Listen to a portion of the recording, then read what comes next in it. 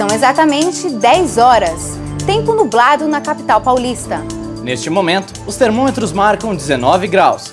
A mínima prevista é de 14 e a máxima de 19 graus. Você sabe para onde vai tudo que você joga fora? O MAC Notícias percorreu o caminho do lixo produzido em São Paulo. Será que o morador da capital paulista acha que falta área verde na cidade? Nossa reportagem foi às ruas saber se o paulistano sente falta dos espaços dedicados ao lazer. Descubra a diferença entre os remédios de referência, genéricos e similares. Mesmo tendo autorização dos pais, menores de 18 anos não podem fazer tatuagem em todo o estado de São Paulo.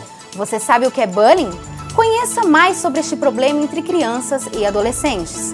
Para os amantes da poesia, o sarau, que acontece na Casa das Rosas, é uma ótima opção. E no Baile Vem Dançar, a terceira idade pode encontrar música, diversão e muita dança. A partir de agora, o MAC Notícias está no ar. Bom dia!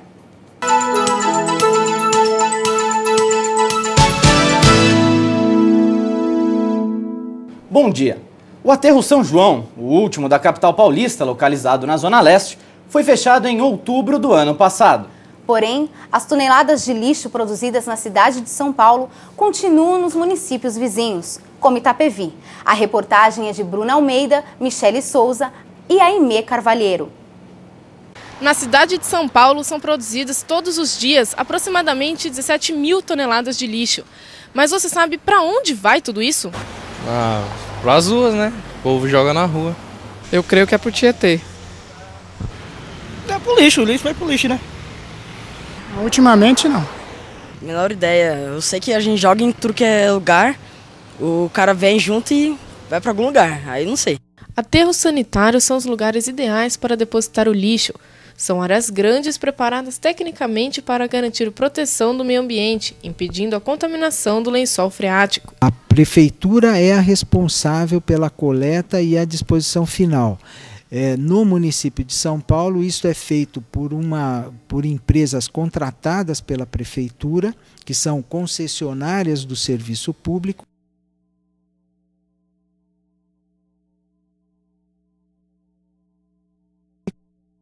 E elas enviam esse resíduo para 2 aterros particulares.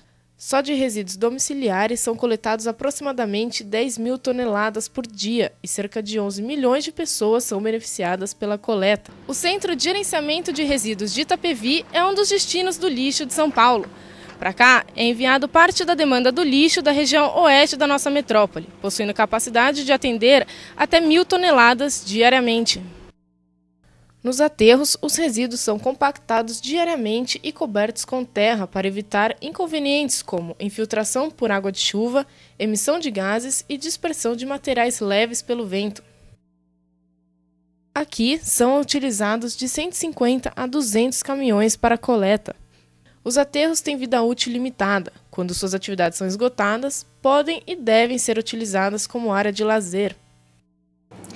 A previsão para o fim da vida útil do aterro CGR é para 2030, quando será necessária a abertura de um novo aterro.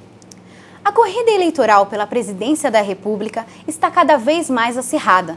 Desta vez, os candidatos José Serra e Dilma Rousseff mostram sua divergência de opiniões em relação à autonomia do Banco Central. Mas, para os analistas financeiros, José Serra representa um risco maior para o mercado que Dilma, já que ele apresenta uma visão mais crítica às ações de Fernando Meirelles. Reconhecidos pela letra G maiúscula e preços baixos, os genéricos estão em circulação desde 1999. Além dele, os brasileiros contam ainda com medicamentos de referência e similares. Na reportagem de Ellen Magalhães, Priscila Nishimori e Marisa Romani, você vai entender as diferenças entre esses medicamentos. Tecnologia e pesquisa. Esses são os grandes investimentos das indústrias farmacêuticas. Com o aumento da concorrência entre as fábricas, o consumidor ganha novos medicamentos nas prateleiras das farmácias. No mercado farmacêutico encontram-se 3 tipos básicos de medicamentos: os de referência, os genéricos e ainda os similares. A diferença entre o medicamento genérico e de referência é somente o preço, porque o genérico ele é considerado um clone do medicamento de referência. O medicamento de referência, o que a gente chama de ético, o laboratório ficou anos pesquisando. Investiram muita grana nisso, milhões, para colocar o meu produto no mercado. Já a maioria dos similares presentes no mercado não apresentam o chamado teste de bioequivalência, que garante a mesma reação e duração da fórmula no organismo. São testes certificados pela Anvisa que garantem que o medicamento é idêntico ao medicamento de referência. Frente às diversas opções de medicamentos disponíveis no mercado, o consumidor pode ficar confuso na hora. 20 mil brasileiros morrem anualmente vítimas da automedicação. Por isso, é importante procurar um médico ou um posto de saúde quando o paciente apresentar alguns sintomas. Os genéricos representam atualmente 72% do receituário médico. Para saber como conseguir remédios gratuitos, entre em contato com o programa Dose Certa do Sistema Único de Saúde pelo telefone 150. Para comentar este assunto, a repórter Priscila Nishimori vai falar agora com Renato Saladini, mestre em ciência farmacêutica pela USP. Bom dia, Priscila. Bom dia, Michele. Bom dia, Carlos. Estamos aqui com o senhor Renato Saladino. Bom dia, senhor Renato. Nós gostaríamos de saber qual a diferença química entre os medicamentos genéricos e similares. Bom dia. Quimicamente não existe diferença nenhuma. O que a gente tem que explicar é que os medicamentos similares foram criados há algum tempo atrás, essa legislação, para facilitar a entrada de novos produtos no mercado, uma forma simplificada de fazer o registro e a liberação. Há 10 anos atrás, o governo revisou essa legislação e criou alguns testes mais específicos para a revisão desses medicamentos. O que vai acontecer é que todos os similares também vão ter que passar por esse processo. Então, dentro de pouquíssimo tempo, todos eles vão ser tecnicamente iguais. Na hora de escolher os medicamentos, qual o consumidor deve escolher? Bom, primeiramente o consumidor deve seguir aquilo que o médico prescreveu. Mas a opção que ele tem é que quando ele chegar numa farmácia, ele pede a presença do farmacêutico, que toda farmácia é obrigada a ter um farmacêutico, e juntamente com ele decidir se ele vai seguir o medicamento que o médico prescreveu ou aquele genérico que tem a equivalência, a chamada bioequivalência, que tem os mesmos testes, a mesma garantia de qualidade. A decisão é dele. Obrigada, senhor Renato. Obrigada. E agora é com vocês. Muito obrigado, Priscila. Segundo os cientistas britânicos, apenas 5 minutos de atividades físicas ao ar livre podem ser suficientes para melhorar a saúde mental. Foram analisadas 1.250 pessoas.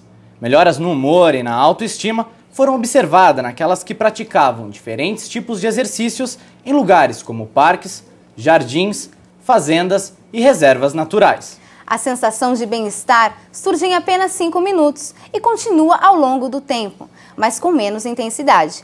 Essa sensação é maior ainda em ambientes que tenham água, como lagos, rios ou cachoeiras. O estudo também mostrou que o maior impacto acontece entre os jovens. Para Julius Preti, um dos autores do estudo, as pessoas sedentárias, estressadas, deprimidas ou com problemas de saúde mental seriam as mais beneficiadas por essas atividades ao ar livre. E no próximo bloco, não perca! Saiba mais sobre a prática do bullying nas escolas. E mais, menores de 18 anos fazem tatuagens, porém, uma lei proíbe o ato no estado de São Paulo.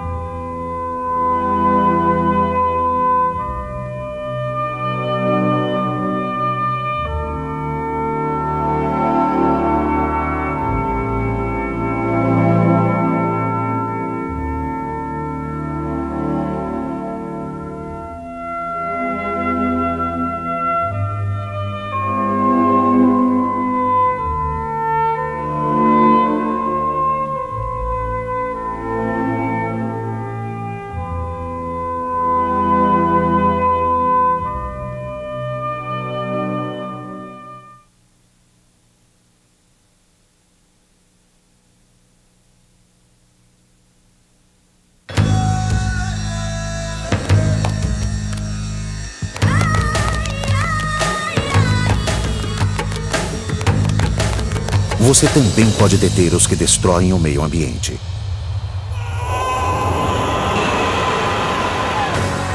Junte-se ao Greenpeace e participe ativamente enviando e-mails. Entre agora no site www.greenpeace.org.br. Juntos podemos fazer muito mais. Não há tempo a perder.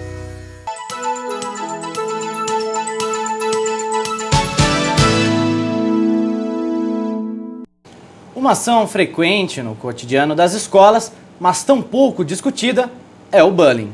Vamos conhecer agora, na reportagem de Natália Tourais, Camila Ticianelli, Mariana Müller e Tatiana Vieira, as consequências que este ato pode causar em crianças e adolescentes.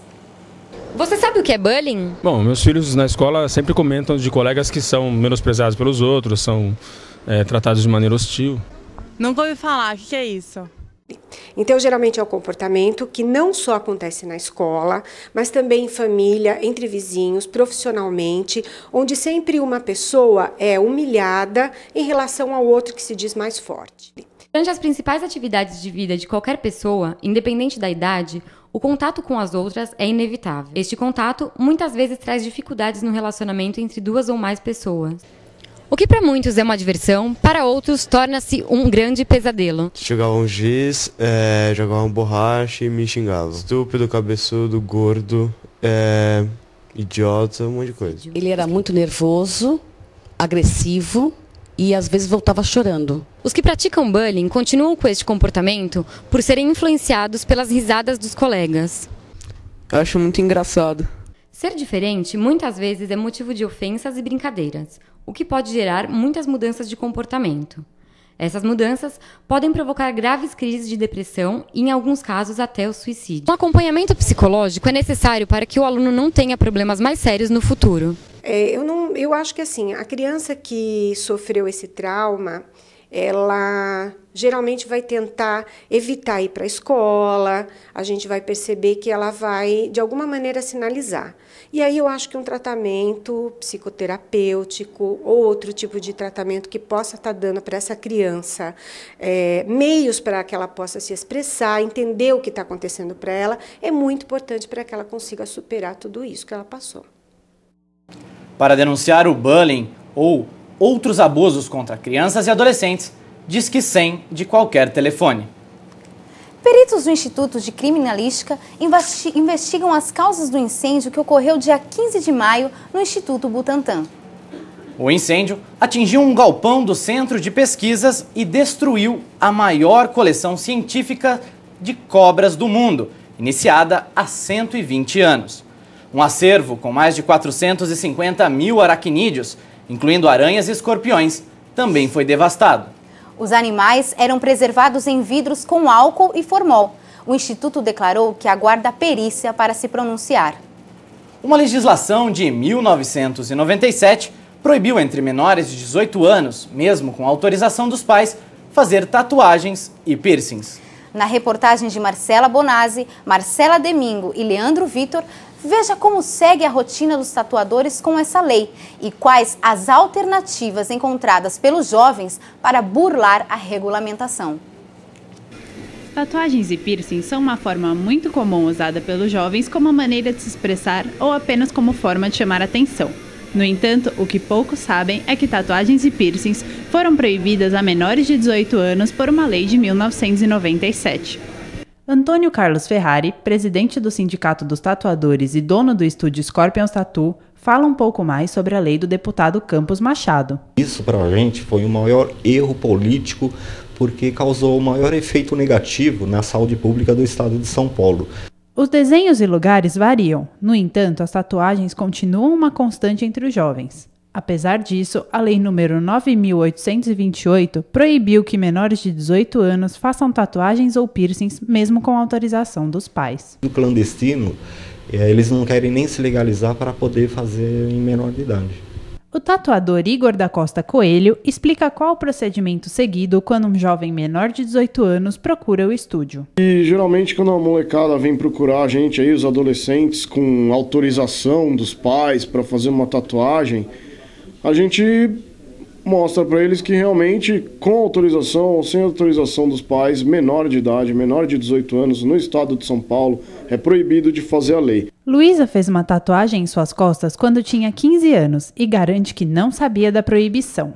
Então, eu já sabia que existia lei, mas eu não sabia que era tão antiga. Eu achei que quando eu tinha feito não tivesse ainda, porque eu não tive problema nenhum para fazer. As opiniões se dividem e mesmo que alguns tatuadores acreditem que a lei atrapalha, outros acham que ela pode ajudar. Eu acho que não trouxe nada tão prejudicial para a nossa profissão, não. Veio até para melhorar e para regularizar e mostrar que nós somos profissionais e a gente também está dentro da lei, apesar de estar cheio de tatuagem, a gente também está dentro da lei.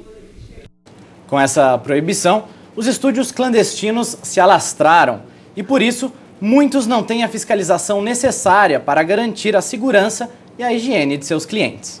A falta de cuidado com os instrumentos usados nos procedimentos ajuda a espalhar o vírus da hepatite C, que é altamente contagiosa. Para saber como se prevenir e onde encontrar os estúdios credenciados, entre no site do Sindicato dos Tatuadores, o CETAP, www.cetap-sp.com.br. Brasil, Turquia e Irã assinaram um acordo diplomático sobre a questão nuclear da República Islâmica. O presidente Luiz Inácio Lula da Silva se reuniu com o presidente iraniano, Mahmoud Ahmadinejad.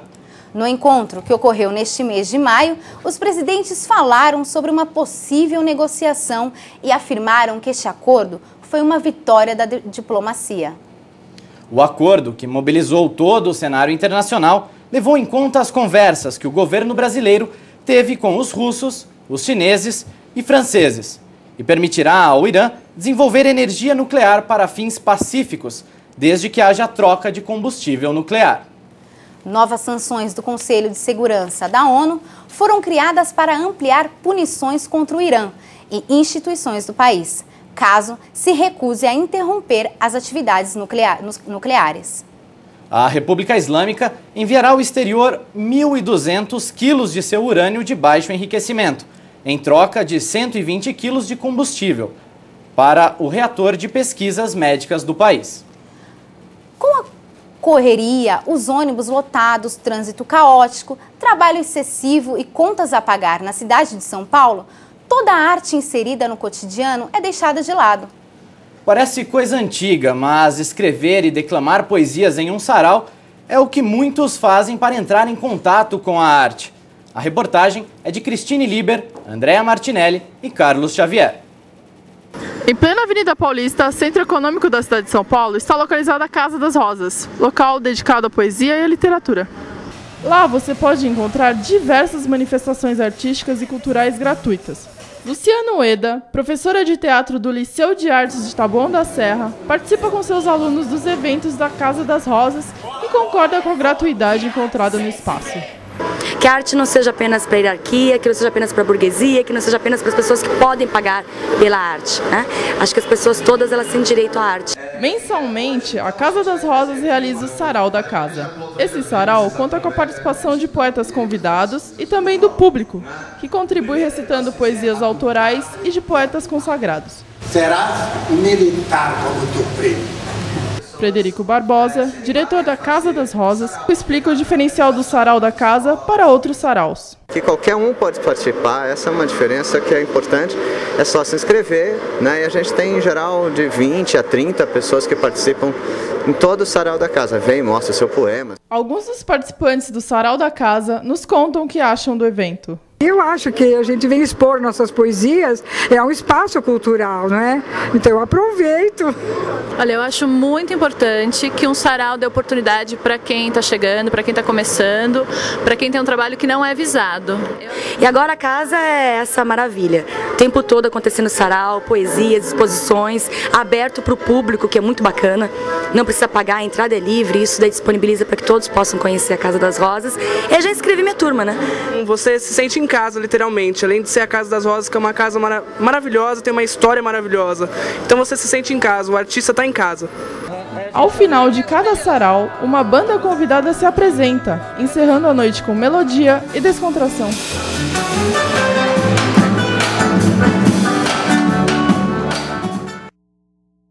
A Casa das Rosas fica na Avenida Paulista, número 37. O sarau da casa acontece uma vez por mês, sempre aos sábados, a partir das 20 horas. Qualquer pessoa pode participar e as inscrições são feitas no local. Para mais informações, acesse o site da Organização Social de Cultura Poieses, que mantém os eventos também de outros locais dedicados à poesia e literatura.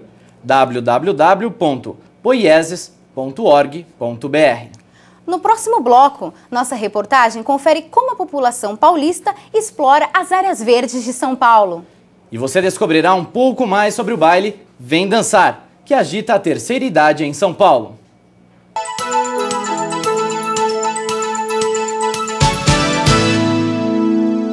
A lista de problemas que a gente enfrenta como consumidor é enorme. Cobrança indevida, aumento abusivo, alimento estragado.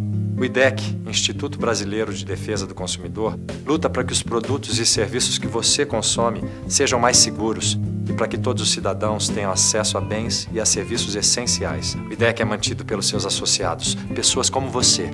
Acesse www.idec.org.br. Faça parte dessa luta.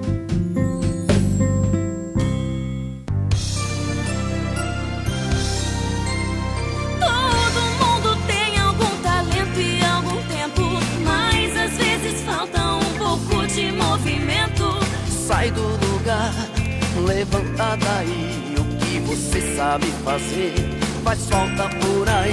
Se você sabe ler, leia. Se você sabe cantar, cante. Se você sabe ensinar, vender, pintar, curar, pedir, se levante. Então vem, faça parte. Então vem, faça a sua parte.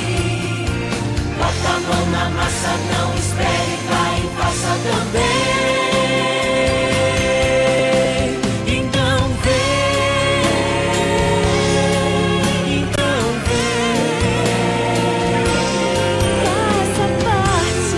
faça parte.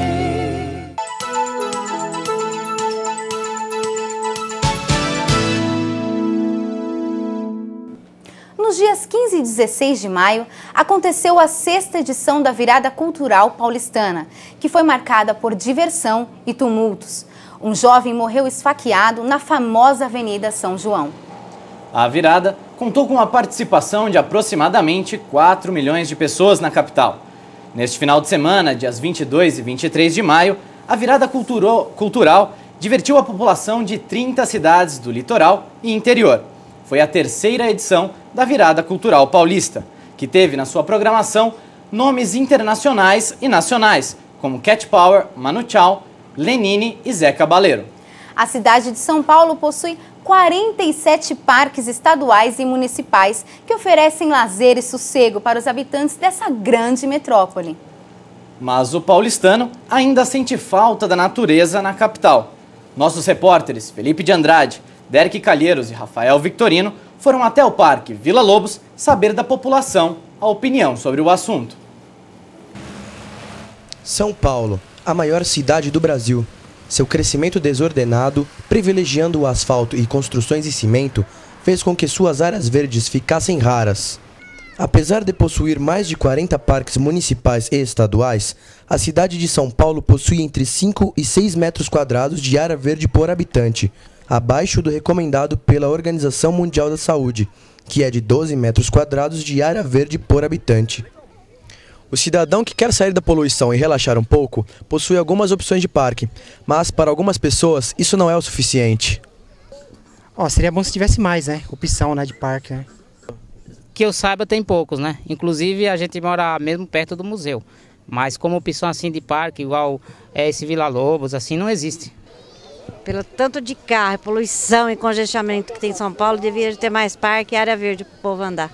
O Parque Vila Lobos, localizado no bairro Alto de Pinheiros, na região oeste da cidade, é uma das opções de área verde para o cidadão que quer sair do tom cinza da cidade. O parque, além de ser uma válvula de escape de lazer e de cultura, também é um pulmão de São Paulo.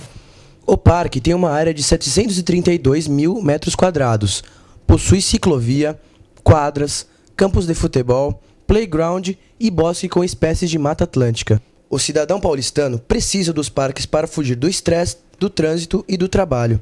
Os parques da cidade são uma alternativa para melhorar a qualidade de vida.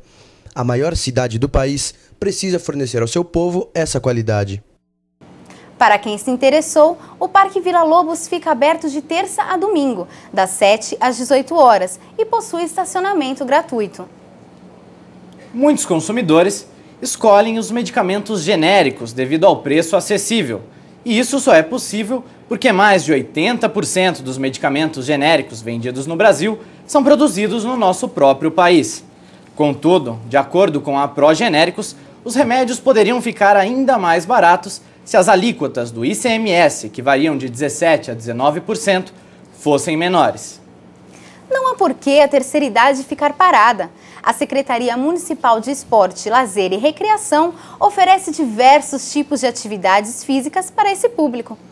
Alongamento, ciclismo, yoga e até mesmo dança são oferecidos gratuitamente em diversos pontos da cidade de São Paulo. Nossa equipe foi conferir o baile Vem Dançar, que acontece uma vez por mês. A reportagem é de Carolina Foster, Giovana Criscolo, Paula Carvalho e Camila Oliveira.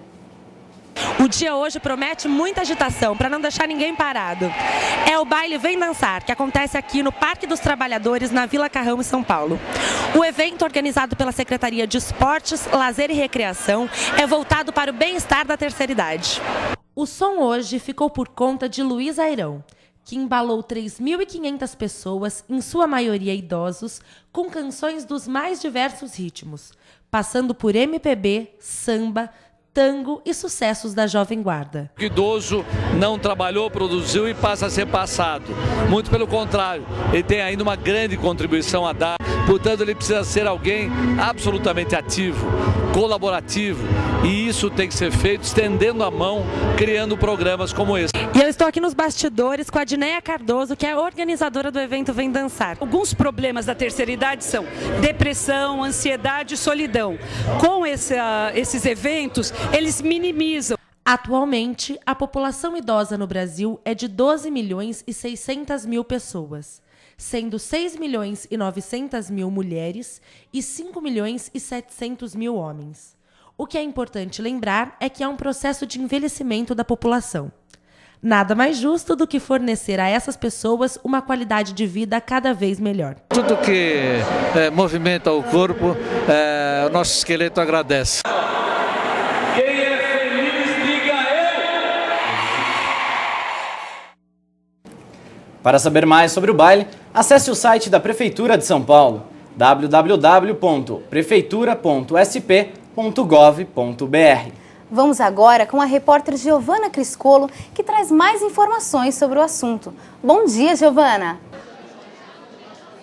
Bom dia, Michele. Estamos aqui com o Ítalo Curcio, coordenador da UATO, a Universidade Aberta do Tempo Útil.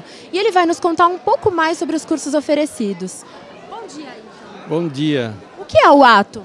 A UATO, na verdade, como a sigla quer dizer Universidade Aberta do Tempo Útil, ela é um programa de extensão do CCH, Centro de Ciências e Humanidades, e é constituído de quase 80 projetos, que na verdade são cursos de extensão com a duração de um semestre cada, e atende predominantemente pessoas com mais de 50 anos. Porém, nós lembramos que esse programa, ele atende pessoas já a partir dos 18 anos. Repito que é predominantemente frequentado por pessoas acima de 50 anos.